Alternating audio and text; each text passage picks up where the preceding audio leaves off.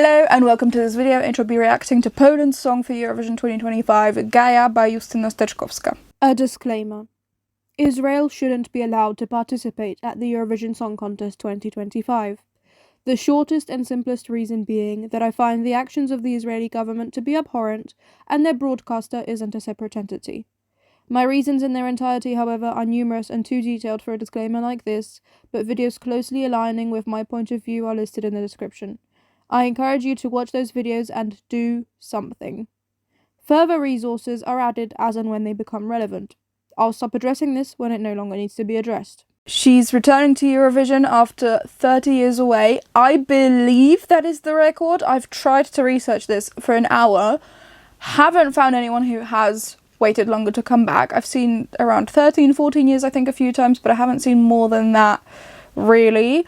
I didn't go through every single Eurovision song. There's been about 1,200 of them at this point, I'm estimating. So almost as many artists, and I haven't gone through every single one, but I think 30 years might be the record. So that's obviously very impressive and an exciting record for Poland to hold. She's also back after last year as well, because she wanted to represent Poland with Wieczór Tarohoro, which she had also performed at the New Year's party, the biggest one for Poland for TV. And now she has succeeded at winning the Polish national selection with Gaia. I did watch the show last night and I was very impressed by the whole setup.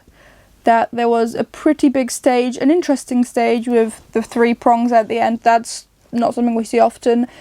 There were these light fixtures on the ceiling that did also come down for some performances that reminded me of Spin the Magic, but I don't think that Junior Eurovision was in Poland, so I don't know how those ended up there, or if they even are the same thing. I don't follow Junior Eurovision nearly as closely as Adult Eurovision, but they were definitely interesting, added to the intrigue of the whole thing. I liked the postcards at the start, everyone in different colours of misty laser lights, them chatting about their songs, and the mini interviews afterwards as well. I really enjoyed those. Not all of the answers were great, but I guess it's difficult when you're being put on the spot like that, if they were being put on the spot. And Michał Szpak co-hosting was also interesting. I cannot tell if the other guy was genuinely annoyed at him or if that was meant to be the banter, but to me it was entertaining either way. And baby Lasagna performed 4 songs at the Polish national final, Wielki Finał Polskich Kwalifikacji 2025, and that was fascinating. He obviously started with Thirteenth, but then during the voting he also performed Stress, Biggie Boom, and Don't Hate Yourself but Don't Love Yourself Too Much, which was fascinating to see. I don't know why he was invited, who invited him. I enjoyed watching it, but it did almost feel more like a Baby Lasagna concert disguised as a Polish national selection. But no, I did really enjoy him being there. And I know he's got a decently large fan base in Poland out of various European countries, so it somewhat makes sense, but I was still surprised to see him there, as opposed to see Luna, for example. Before I keep rambling on for forever, let's react to the song now. And TVP is using the Malmö font rather than the Basel font. I don't know why or who made that decision. In my opinion, it should have been updated. It's a nice font, but just not the right year. They call me Gaia right away, so everyone understands that she's meant to be Gaia. And then we're back to Polish. These planets in the background, I think the meaning behind that is trying to center the fact that she's also meant to be Earth, Gaia, but it doesn't really come across so directly to me. And she's singing it very well so far. I think there were maybe a few too many shots from above for this performance. There she misses the cue to actually start singing, and I think she did this quite a few times throughout this performance. I wonder if she had problems with her in-ears. I hope she fixes that for Basel. And there's some Wieczór Tarohoro moves. This performance is a lot. It's a lot. Not in a bad thing, necessarily. Those lights illuminating were very nice. And I like the meaning of the song, obviously. Humans are treating the earth unkindly. We should do something about it. The English part, so everyone can understand it as well. Yeah, as I said, I think there were a few too many shots from above. We could have done it with a few less. putting a lot of emotion into this performance. And this spinning thing, I've seen a lot of varying reactions to. I think it's impressive to be able to sustain that note almost perfectly while spinning like that. Definitely. But it also needs to be full of commitment to not look goofy. There she is getting her violin. That violinist off to the side I also found interesting. That's not something I expected for this performance. Everything else is kind of Wichita Horror Part 2, but the violinist is a nice addition. Sassy walks to the front to be able to grab her things to pull her up. Don't know what they're called in English. The guy singing this part is also interesting. That is new to me. And I like that the dancers still have something to do in the background with their shawls or something. And this second, even higher part, if she's singing that up there, that's super impressive.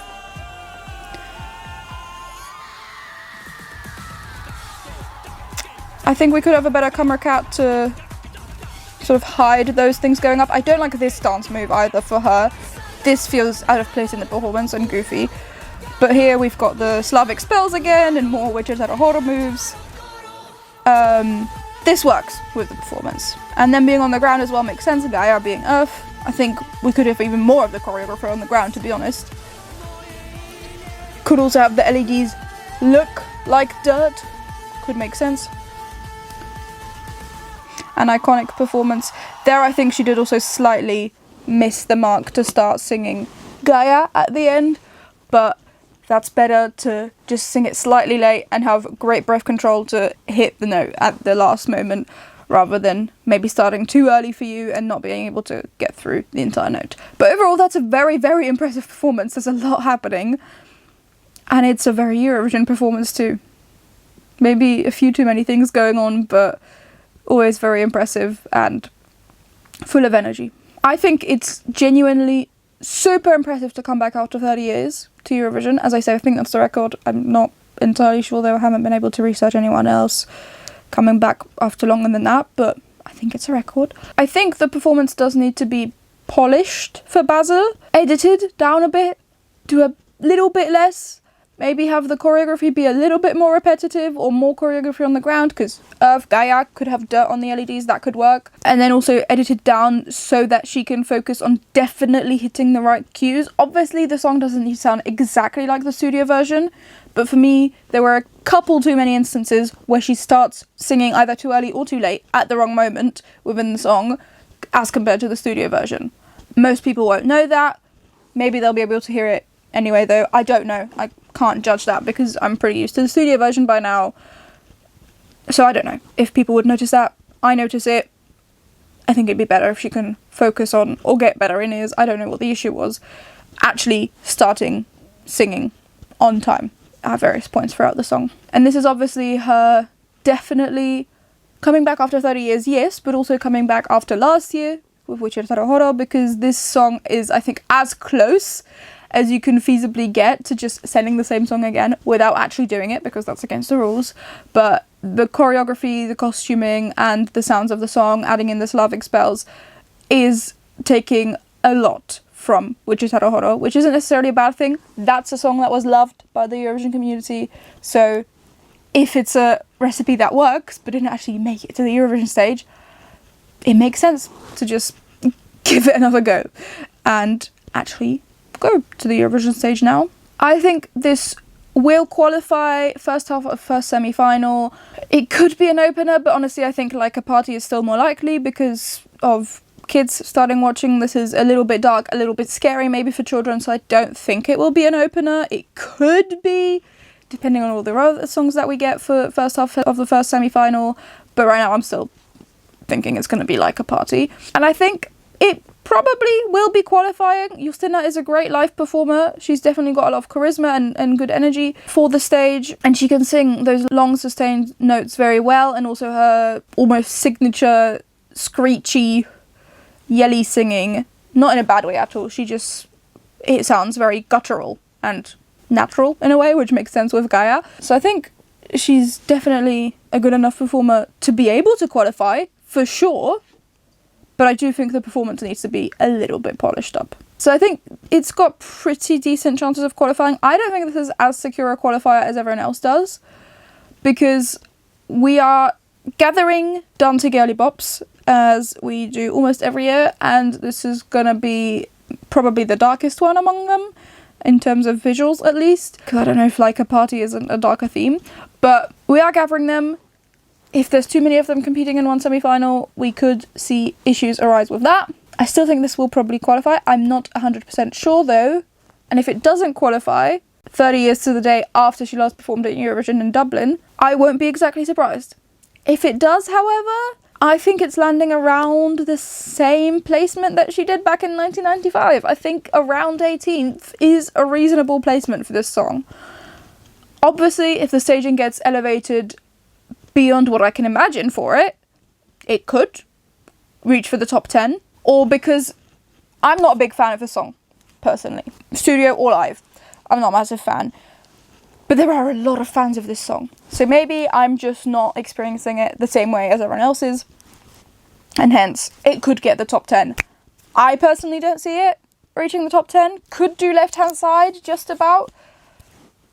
We'll have to wait and see though. I'm not going to tell you where I'm putting it in my ranking. I am officially stopping doing that today. And you'll have to wait for my actual top 37 to hear where the songs are placing now. I gave you my top 12 as the songs were being released, but I'm not going to do that anymore. However, I would like to have a look at my Eurovision scoreboard to see where everyone else has placed it. It's come in 4th. It is below Finland, Albania and Greece right now, and above Malta and Belgium, and so on and so forth. Potentially a slightly worrying sign for her that she's below Zierm and Asteromata, because girly bops get overrated on my Eurovision scoreboard, and this was by far the fan favourite of the Polish national selection. So that could actually be a worrying first sign for qualification or top 10 in the grand final.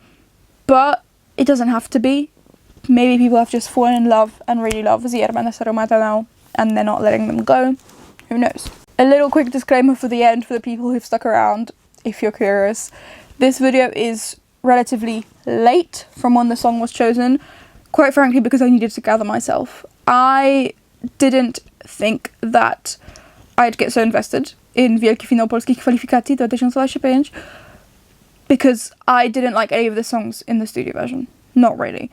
I was able to create a top 11 and some of the songs were growing on me. Some of the artists were also growing on me as people the more I heard about them and heard them speak. But I didn't like any of these songs in the studio version. However, when watching the show, the national final, and seeing these stage performances and seeing almost everyone struggle with hitting the right notes, starting singing at the right time, breath control, I was super impressed with Lusterka by Svada and Nichos, who were the second place, who were the other fan favourites. They got 23% of the vote, 0.96. Justyna got 39.23, I think. So they still did incredibly well for a song in a less usual genre, for sure, than Gaia is, and in a regional language that isn't understood by most of Poland. I was really, really touched by that performance and everything that Svada and Nichos stand for, and I did start crying while watching it. I really love everything that they stand for, and their creativity and their drive and their authenticity, it seems. Lusterka still isn't a genre of music that I usually listen to, or a song that I particularly enjoy, completely isolated from everything surrounding it. But with everything that they have achieved and that they are doing together, it was my clear favourite of the night. And I asked my whole family to vote for them because I don't have a Polish SIM number. And the voting was pretty expensive. It was almost 5 zloty per vote, which is just a lot of money. That's like £1, €1.20 if you want currencies that are maybe more familiar to you. That's a lot per vote, in my opinion. Poland also has one of the most expensive voting for Eurovision costs as well, so I'm not too surprised, but that's a lot. So yes, I was very moved by the live performance of Lusterka, of Nichos hitting basically all of the notes. A tiny bit of breath control issues, but Justyna has a 30-year-long career behind her. Nichos doesn't. So I was still very impressed by that, and really Really enjoyed the live performance. I was crying for 3 hours non-stop yesterday from watching the performance, sort of building up hope of like, oh, Poland could be so cool at Eurovision, this could be so unique, I don't even care if it qualifies because this could be just so interesting, and they seem like such fun people, such genuine artists, and I'd really love this for Poland at Eurovision, through to, oh, we're not getting it, it's going to be Gaia. And Gaia's a great Eurovision song too. It's absolutely a song that fits perfectly on the Eurovision stage.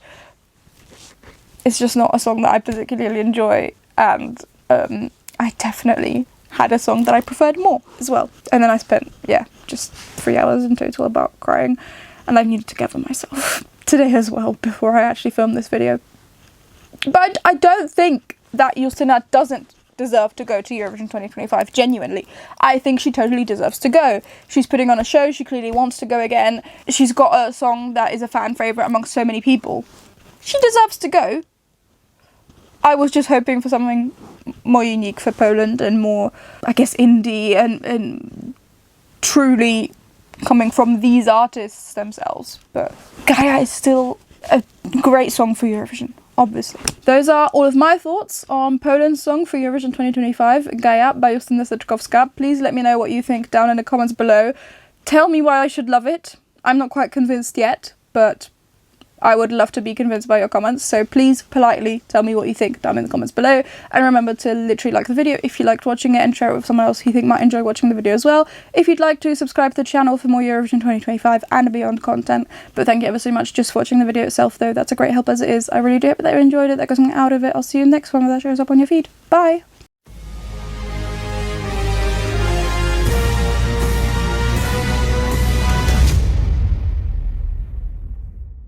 Robin. Cześć. Not Polished up, polished up. That was a bad pun, I'm sorry.